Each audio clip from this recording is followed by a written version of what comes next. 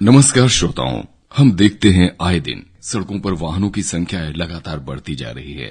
लोग जागरूक भी हैं, लेकिन कहीं न कहीं जागरूकता की थोड़ी सी कमी नजर भी आ जाती है। क्या कारण है कि लगातार दुर्घटनाएं होती हैं, लोग उनके शिकार हो जाते हैं? क्या हम इन दुर्घटनाओं को रोक सकते हैं? क्या इन दुर्घटनाओं से बचा जा सकता है? लोगों की जिंदगियां बचाई जा सकती हैं? हाँ, यातायात पुलिस उपाधीक्षक अखिलेश तिवारी जी हमारे साथ स्टूडियो में मौजूद हैं। आज हम इनसे जानेंगे कि किस प्रकार से सड़कों पर चलें, क्या है यातायात के नियम, कायदे, कानून और कैसे हम अपने आप को सुरक्षित मंजिल तक पहुंचा सकते हैं। आपका बहुत बहुत स्वागत है हमारे स्टूडियो में। हम सबसे पहले जानना चाहेंगे किसी भी शहर के बारे में, यातायात का ढांचा किस प्रकार से होना चाहिए और सागर की यातायात व्यवस्था को किस नजर से देखते हैं आप? धन्यवाद मुझे यहाँ पर आमंत्रित करने के लिए। जहाँ तक सवाल आपने ये यातायात ढांचा के बारे में कहा है, हर शहर की एक भौगोलिक बनावट होती है, उसमें बहुत ज्यादा परिवर्तन करने का स्कोप नहीं होता है। शहर की जो नई बसाहट होती है उसमें जरूर आज के समय में इन सब बातों का ध्यान रखा जाता है। सागर हमारा बहुत ही पुराना शहर है। इसमें आपकी जानकारी में कटरा का क्षेत्र है, परकोटा का क्षेत्र है, पूर्वायुटोरी है, तमाम ऐसी जगह हैं जहां पर बहुत ज्यादा रोड को विकसित करने का स्कोप नहीं है। अब सागर ट्रैफिक के मामले में जो हमारी नई बसाहट है, सिविल लाइन का एरिया है, मकरोनिया है, यहां पर काफी व्यवस्थित रहता है। लेकिन शहर के अंदर जो है उसमें बहुत ज्यादा स्कोप रोड के लिहाज से विकसित करने का नहीं है। तो इसको अगले 20 वर्ष के दौरान अगर देखा जाए तो इसमें क्या ढांचागत अगर हम परिवर्तन करें तो कुछ संभव है कि यातायात व्यवस्था में और सुधार देखने को मिल सकता है? निश्चित रूप से हो सकता है। इसके लिए बहुत सारी एजेंसीज होती हैं जिसके लिए हमारे शहर में नगर निगम ही मुख्य रूप से उत्तरदायी है और ऐसी योजनाएं कुछ वहां चल भी रही हैं। लेकिन जहां तक आपने दुर्घटनाओं के बारे में बात की है तो हमारे ट्रैफिक में 4 E's जो है ये बताया जाता है। हाँ। फर्स्ट ई है एजुकेशन। इसका तात्पर्य है कि लोगों को यातायात के नियमों के बारे में शिक्षित होना चाहिए कि यातायात के क्या नियम हैं और उनके बारे में उनको जानकारी हो। निश्चित रूप से यातायात के जितने भी नियम हैं वो सभी हमारे जीवन से जुड़े हुए हैं। यदि हम यातायात के नियमों का पालन करते हैं तो हमारा जीवन सुरक्षित होगा। यदि हम उसमें जरा भी हमने लापरवाही की तो फिर दुर्घटना होने में देर नहीं लगती है। सेकंड ई है रोड इंजीनियरिंग के बारे में। हमारी जैसी रोड होगी, रोड की इंजीनियरिंग होगी, तो जो हमारी रोड निर्माण एजेंसी है उनको इन बातों का ध्यान रखना चाहिए रोड बनाते समय कि ताकि दुर्घटनाएं ना हो। थर्ड ई है यदि कोई इमरजेंसी आती है तो इमरजेंसी में हम उसको कहां पर पहुंचाएंगे, हमारा नजदीकी हॉस्पिटल कौन सा है, हमारे जो ट्रॉमा सेंटर्स हैं, इनकी सबकी जानकारी होना चाहिए। लास्ट ई आता है इन्फोर्समेंट का, जो जिम्मेदारी पुलिस की है कि यदि इन एजुकेशंस के और नियमों को न पालन करें तब फिर उसको जो हमारे इन्फोर्समेंट लॉज हैं जिनके माध्यम से उनको चालान करते हैं, जिनका वायलेशन करता है, उसके माध्यम से लोगों में कानून का पालन करने का, नियमों का पालन करने का जागरूकता दी जाती है। जी, आपको क्या लगता है कि लोग अचानक से अगर ट्रैफिक पुलिस को देख लेते हैं चौराहों पर, सड़कों पर, तो वो अपनी रास्ते बदल देते हैं? रास्ते बदलना क्या इस चीज का विकल्प हो सकता है कि आप कोई वाहन चला रहे हैं, आप हेलमेट नहीं लगाए हुए हैं, आपके गाड़ी के कागजात पूरे नहीं हैं, तो ऐसे में क्या रास्ता बदलना ही उस चीज का हल है? साथ ही साथ अगर किसी कारणवश दुर्घटना हो भी जाती है तो आपके परिवार वालों को भी उस चीज से राहत मिल सकती है। वो ऐसे क्या नियम और कायदे हैं? देखिए, पुलिस को देखकर रास्ता बदलने का कोई औचित्य नहीं है जी। बजाय इसके बेहतर तो यह है कि हम किन कारणों से रास्ता बदल रहे हैं। किसी के पास यदि गाड़ी के पेपर्स नहीं होंगे तो वो रास्ता बदल देगा।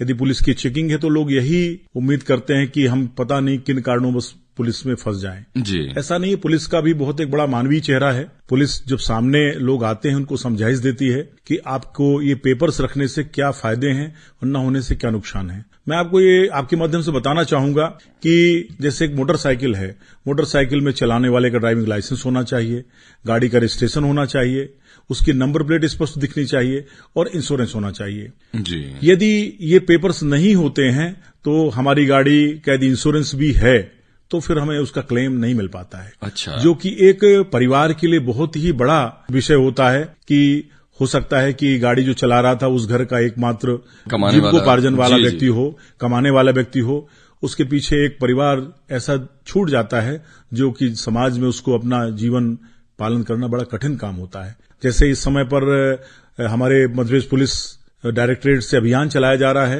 हेलमेट और सीट बेल्ट के बारे में जी। ये दोनों ही बहुत ही महत्वपूर्ण विषय हैं कि 2 पहिया वाहन चलाने वाले व्यक्ति चलाते समय हेलमेट लगाएं और 4 पहिया वाहन चलाते समय उसमें साथ में बैठे वाले व्यक्ति सभी लोग सीट बेल्ट लगाएं। ये कई आपने भी हाईवेज में एक्सीडेंट में देखा होगा कि जो यदि 4 पहिया वाला व्यक्ति सीट बेल्ट लगा के रखता है तो उसकी कैजुअलिटी कम होती है। एक बात और मैं कहना चाहूंगा कि सीट बेल्ट लगा होने पर ही जो हमारी नई टेक्नोलॉजी की कारें हैं उनका जो है एयरबैग तभी ओपन होता है। बिल्कुल सही कहा आपने कि स्पीड और ये सीट बेल्ट लगा होना, इन दोनों की वजह से ही वो एयरबैग खुल पाता है। बहुत ही बढ़िया। अच्छा तिवारी जी, आपको ये नहीं लगता कि अगर बुंदेलखंड जैसे क्षेत्र में हम बच्चों को प्राइमरी क्लास में या मिडिल क्लास में ट्रैफिक नियमों के बारे में, क्योंकि इन्हीं लोगों के बीच में, सभी लोगों के बीच में रहना है, गाड़ियां चलानी है, गाड़ियों में बैठकर यात्राएं भी करनी है, तो अगर बचपन से ही बच्चों को ट्रैफिक के नियम, कायदे, कानून से हम वाकिफ करा दें तो। आपने मेरे बहुत ही पसंदीदा विषय पर प्रश्न किया है। मैं आपकी जानकारी के लिए बता दूं कि मैं विगत 1 वर्ष से यहां पर हूं। उसके पहले मैं जिन जिलों में रहा तो हम एक टीम बना करके स्कूलों में और कॉलेजेस में जाते हैं और ऐसी और संस्थाएं हैं, जैसे यहां भी एक संस्था है, उन्होंने हमको आमंत्रित किया है कि आप आएं और बच्चों को इसके नियमों के बारे में बताएं। आपके शहर में ही कई स्कूल हैं, वहां पर हम लोग गए हैं और बच्चों के माध्यम से हमने ये बातें कही है। हमने बच्चों को ये कहा है कि आप लोग ही हैं जो अपने माता पिता को यात्रा करते समय इस बात के लिए टोक सकते हैं कि पापा जी आपने हेलमेट नहीं लगाया हुआ है या आपने सीट बेल्ट नहीं लगाया हुआ है। तो स्कूलों के माध्यम से हम ये अपना अवेयरनेस का प्रोग्राम चलाते हैं। साथ ही साथ बहुत ही अच्छा आपका सुझाव है, सलाह है, शासन को इस बारे में ध्यान देना चाहिए।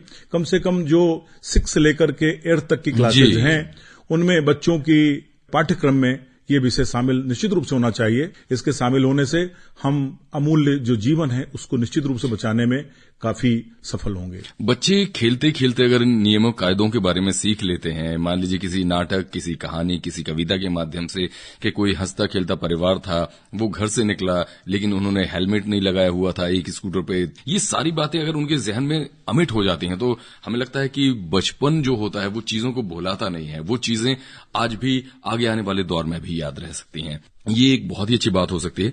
यातायात सप्ताह के अंतर्गत किन किन कार्यों को अंजाम दिया जाता है पुलिस विभाग की तरफ से? यातायात सप्ताह के दौरान जैसा आपने अभी कहा, हम कई विद्यालयों में जाते हैं और वीडियो के माध्यम से, क्योंकि आज की समय में बच्चों के मन में, उनके अंतःकरण में हम वही जो आपने अभी कहा उन बातों को दिखाते हैं कि देखिए वो व्यक्ति घर से चला और अच्छी शुभकामनाएं लेकर के चलता है, लेकिन जरा सी लापरवाही के कारण उसको अपना जीवन गंवाना पड़ता है। किन कारणों से? उन कारणों को उसमें दिखाया गया है। बच्चों को प्रेरित किया जाता है, शिक्षित किया जाता है कि आप इन नियमों को अपने साथ, अपने परिवार के साथ जरूर पालन करें। तिवारी जी, एक सामान्य तौर पर हमारे ग्रामीण श्रोता आपकी बातचीत को सुन रहे हैं, बहुत दूर दूर अंचल से हैं, सुदूर से हैं, तो ऐसे में उनको आप किन कायदों से, किन नियमों के बारे में बताना चाहेंगे मोटे मोटे तौर पर कि ग्रामीण लोगों के पास ट्रैक्टर होता है या 2 पहिया वाहन होते हैं तो उनको कैसे चलना चाहिए, किन बातों का पालन करना चाहिए और किन बातों से बचना चाहिए? थोड़ा सा हमारे श्रोताओं को अगर बताएं तो। हमारे ग्रामीण परिवेश के भाई जो हैं वो इस बात को नादानी में, ट्रैक्टर का इस्तेमाल केवल और केवल कृषि कार्य के लिए होता है, उसको अन्य कार्यों के लिए उपयोग नहीं किया जा सकता है, फिर भी वो अपनी जरूरतों के हिसाब से इस्तेमाल करते हैं। तो उनको मेरी सलाह है कि ट्रैक्टर चलाने वाला भी व्यक्ति बहुत निपुण होना चाहिए, लाइसेंस होना चाहिए। साथ ही साथ बहुत सारे दुर्घटनाएं ट्रैक्टर की ट्रॉली के कारण होती हैं, तो ट्रॉली पर भी रेडियम का कुछ ऐसा वो साइड में और पीछे ऐसा इंतजाम करें जिससे कि कोई व्यक्ति रात के समय पर ट्रॉली से न टकराए। और 2 पहिया वाहनों को बहुत ज्यादा इस्तेमाल करते हैं। ग्रामीण परिवेश में लाइसेंस, इंश्योरेंस, इनको बहुत ज्यादा उसका महत्व नहीं समझते हैं। मेरा सभी से अनुरोध यही है कि मोटरसाइकिल भी जब चलाएं तो हेलमेट का इस्तेमाल करें और उसके कागजात पूरे रखें ताकि किसी दुर्घटना की स्थिति में उनके जो आश्रित परिवारजन हैं उनको विपत्तियों का या कष्टों का सामना न करना पड़े। श्रोताओं, इस वक्त आप सुन रहे हैं यातायात पुलिस उप अधीक्षक अखिलेश तिवारी जी से बातचीत। तिवारी जी, हम आपसे ये जानना चाहेंगे कि मध्य प्रदेश में होने वाली दुर्घटनाओं में क्या कारण सामने निकल कर आते हैं जो ज्यादातर दुर्घटनाएं हो रही हैं और उन कारणों से हम कैसे बच सकते हैं? हमारे विभाग ने जो इसका एनालिसिस किया है उसमें ये पाया है कि जितने भी रोड एक्सीडेंट्स में डेथ होती हैं उसमें 55% से लेकर से 60% तक दो पहिया वाहन चालक या उनके साथ बैठे हुए लोग होते हैं। और इसका सबसे जो महत्वपूर्ण समय के हिसाब से देखा जाए तो शाम को 6 बजे से लेकर रात के 9 बजे तक का जो समय है इसमें मैक्सिमम एक्सीडेंट्स होते हैं। उसका ये कारण पाया गया है कि जो बड़े शहरों में आते हैं या तो वो सर्विस के कारण डेली अप डाउन कर रहे हैं या अपनी मजदूरी के कार्य से आते हैं, उनको घर जाने की बहुत जल्दी होती है और इस जल्दी में वो अपना जो यातायात के नियमों का पालन करने का है वो भूल जाते हैं। उनके सिर पर हेलमेट नहीं होता है और ये ऐसा समय होता है कि उसमें न तो अंधेरा हुआ है और न ही पूर्णतः उजाला है। इससे जो सामने से बड़ी गाड़ियां आ रही हैं उनकी लाइट की चकाचौंध से वो अपना संतुलन खो बैठते हैं और एक्सीडेंट हो जाता है। मेरा इन सभी भाइयों से आग्रह है जो इस समय पर यात्रा करते हैं कि यदि घर आप 10 मिनट लेट भी पहुंचेंगे तो उससे कोई फर्क नहीं पड़ने वाला है। जीवन आपका सुरक्षित है तो आप अगले दिन भी अपने काम पे जा सकेंगे।